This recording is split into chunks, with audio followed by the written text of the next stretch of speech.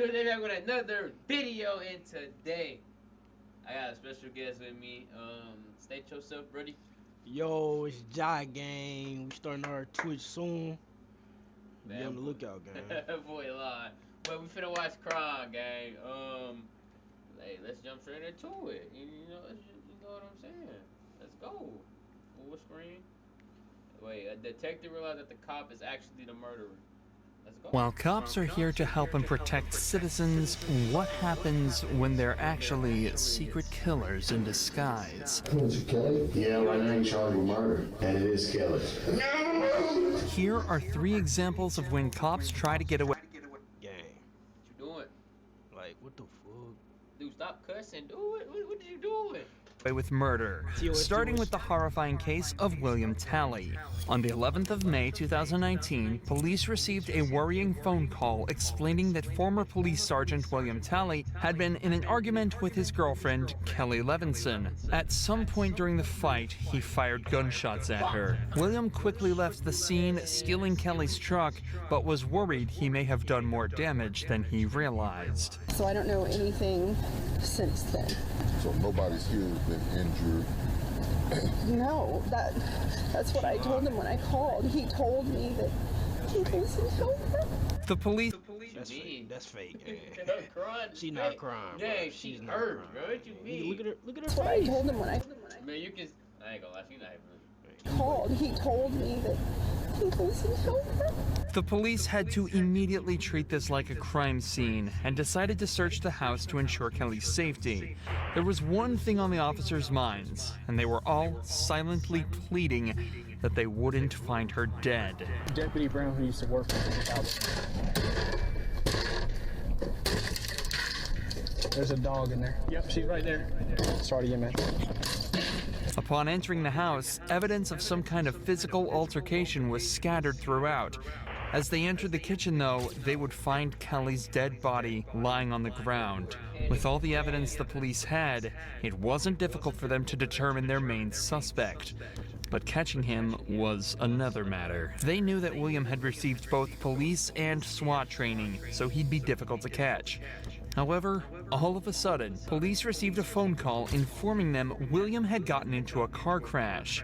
The cops rushed to the hospital where they found their #1 suspect waiting for them, bruised and bloodied. We're gonna take care of you now.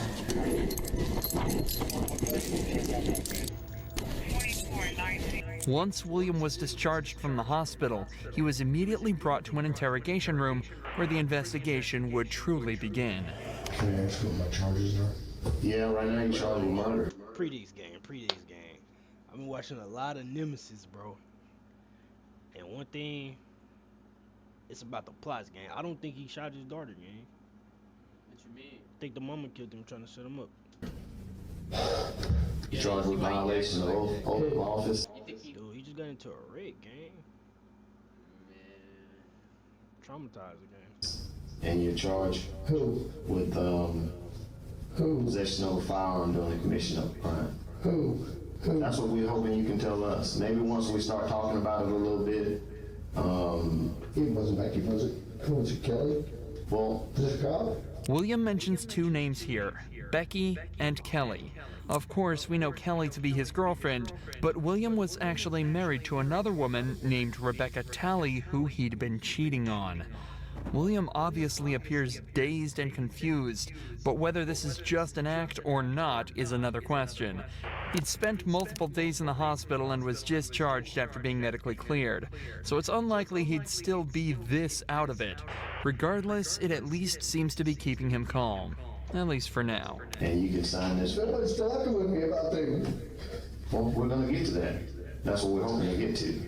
No, I'm not talking until somebody talks to me. I can tell you who, if we can get started there. And it is Kelly. No! Don't do that. No!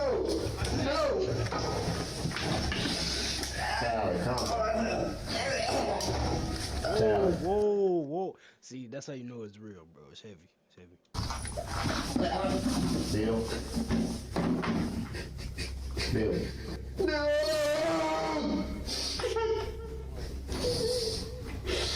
No! There's a That's not to do what they said with the police was. It just killed the. They had the altercation inside the room.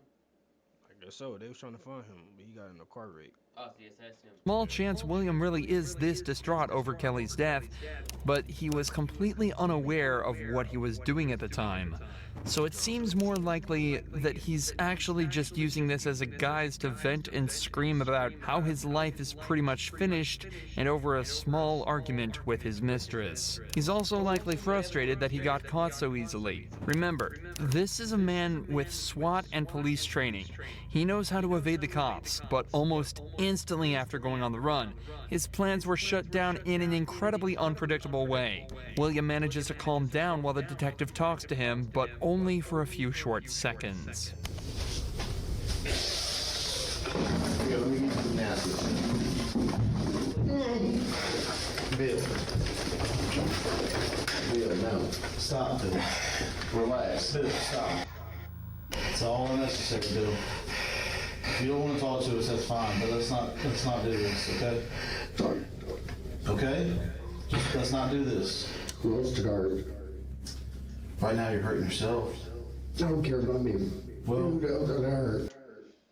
That's how you know he don't care about life, gang. Like, one nigga who ain't got nothing to lose, they don't care, bro. I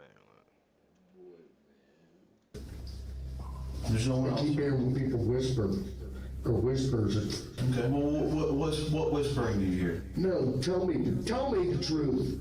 Okay. There's no one else hurt, okay? What you're watching is a man who knows without a doubt that he's guilty, doing everything he can to try and find a way out.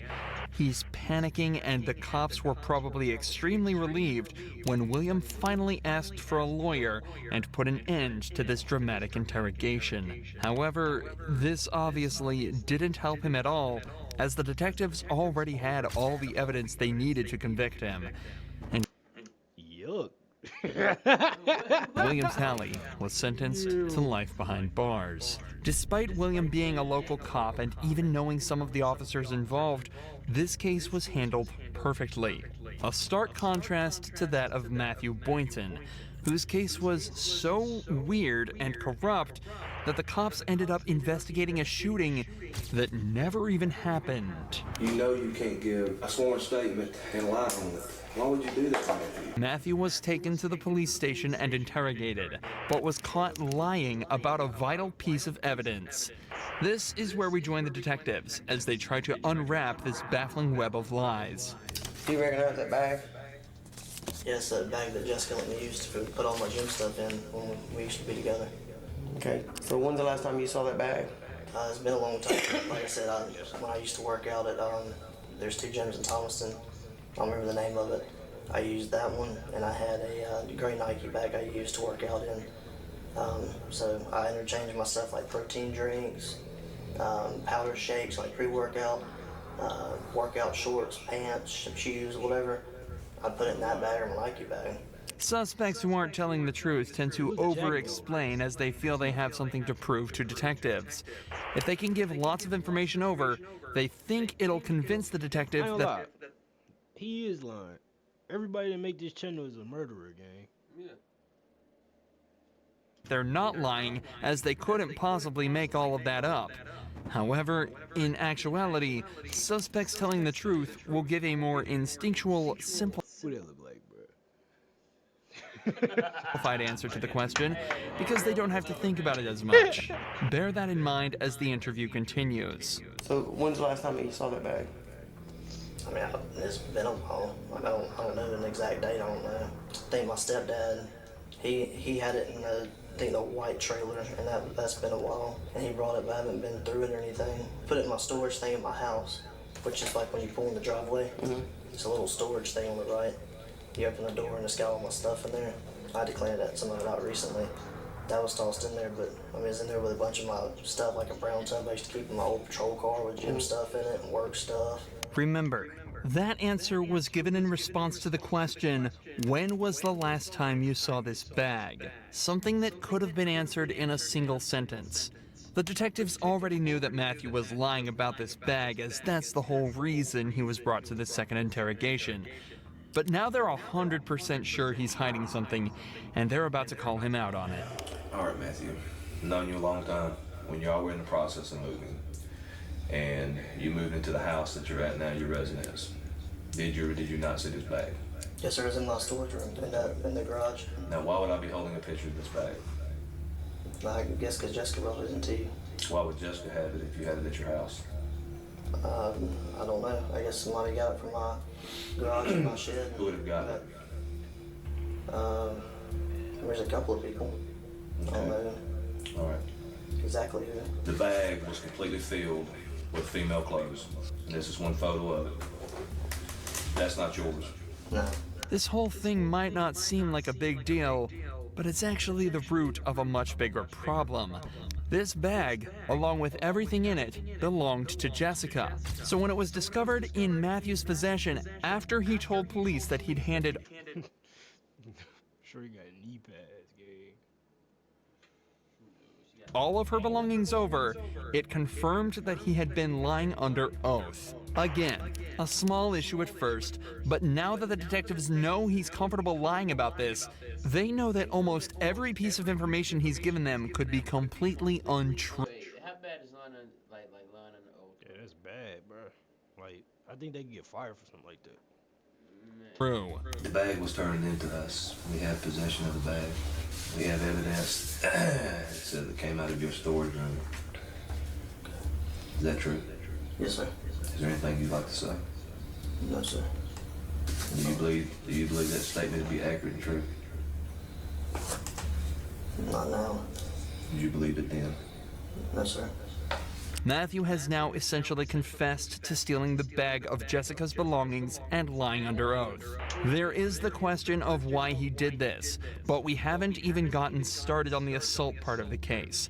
Why Jessica was found unconscious in their closet after allegedly texting Matthew she was going to shoot herself.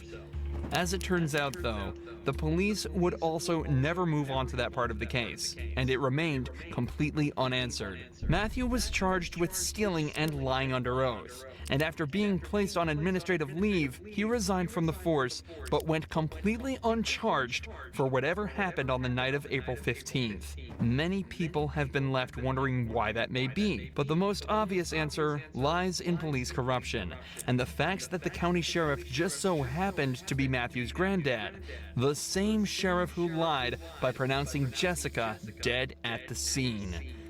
What's worse is that Jessica's head trauma left her without any memory of that night, so it's likely this case will remain unsolved forever. But people thought the same about the murder of Sherry Rasmussen, which lay unsolved for 23 years, before new information revealed that the culprit was actually one of the police force's best detectives. Now you're accusing me of this? Is that what you're saying? After decades of investigations, DNA evidence revealed that Stephanie was very likely the culprit of a murder committed in 1986. Because of the high-stakes nature of the case, the detectives made sure to meticulously plan this interrogation. Stephanie was a really successful detective herself, and she had recently received recommendations for her good work on a theft case. So the detectives used this and brought her in under the guise that they needed help with a case. I don't want to talk about this in the squadron because I don't know who people are listening. And if we go to my side, everybody's always wondering what everybody else is doing. Okay? An interrogation room is a strange place for such a conversation to take place, so to put her mind at ease, detectives told her this was the place they'd least be likely to be overheard, as the case details were strictly confidential. Sherry Rasmussen's body had been found at her home after being shot 3 times. At the time, police suspected the murder was a result of a burglary gone wrong, but the case went cold when they couldn't identify the suspect. However, 23 years later, when revisiting the case, detectives found evidence that led them towards Stephanie, a girl who had been trapped in a love triangle with Sherry and her husband, John Rutten. So the detectives decided to bring up John's name to see how she'd react. Were you guys friends, close friends? Yeah, we're very close friends. I mean, what's this all about? It's a case we're working on and it involves John, and in there's notes and stuff that he knew you and stuff. Oh, yeah, I mean, we were good friends, lived in the dorms I lived in the dorms for 2 years. Was there ever any relationship or anything that developed between you guys? Yeah, I mean, we dated, you know, I mean, What's this all about? Well, it's relating to his wife. Both the detectives and Stephanie have tried to seem as friendly and relaxed as possible around each other, but Stephanie is obviously starting to get very anxious at this point. Even though the detectives gave a somewhat believable excuse, she is now in an interrogation room faced by two detectives being questioned about a girl she supposedly murdered 20 years earlier. Her breathing has become faster, and her language is defensive, and her movements have become more erratic. And you're right. I mean, if you guys are claiming that I'm a suspect, 100% then, I'm snitching. you know, I got a problem with, with that. Okay. Okay? So, you know, if you're doing this. Who you gonna snitch on if you the one that did the murder? True. you gonna put the blame on Pee Wee? This is an interrogation. You're saying, hey, I'm a suspect. Well, now I got a problem with, now you're accusing me of this? Is that what you're saying? Obviously, you know about all the DNA stuff and things of the nature that, gets done on cases nowadays. If we asked you for a DNA swab, would you be willing to give us one? Maybe. Because now I'm thinking I probably need to talk to a lawyer. Stephanie chooses to provide DNA evidence, hoping her willingness to help out would ultimately prove her innocence. But, unfortunately for her, just 5 minutes later, the detectives decide they've heard enough and put her in cuffs. If you enjoy true crime videos like this, make sure you're subscribed to see more. I don't know. Wait, time out. What was her name? Stephanie something? Go up, like.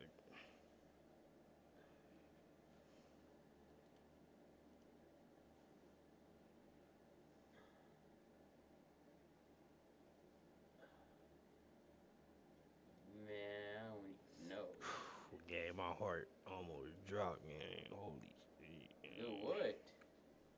Oh, you can't talk about it on. I mean, I can. They don't know. They don't know who it is. And niggas already think I'm getting no anyways, gang. But thought I got shorty, Boy. Yeah. Hey, lie, chat. We No, gotta. hey. No, listen. Confession stream coming soon, gang. Yeah, With this coming nigga. soon. It's gonna be featuring me, Jackson, Davon. We just everybody, gang. We're gonna be in a room. We're gonna get our stuff. Hey, confession stream. I'm telling you. But yeah, hey, after this, actually, I'm finna start a live stream, so we're gonna catch y'all. I don't know. I'm gonna drop this video later tonight. We're gonna catch y'all on game.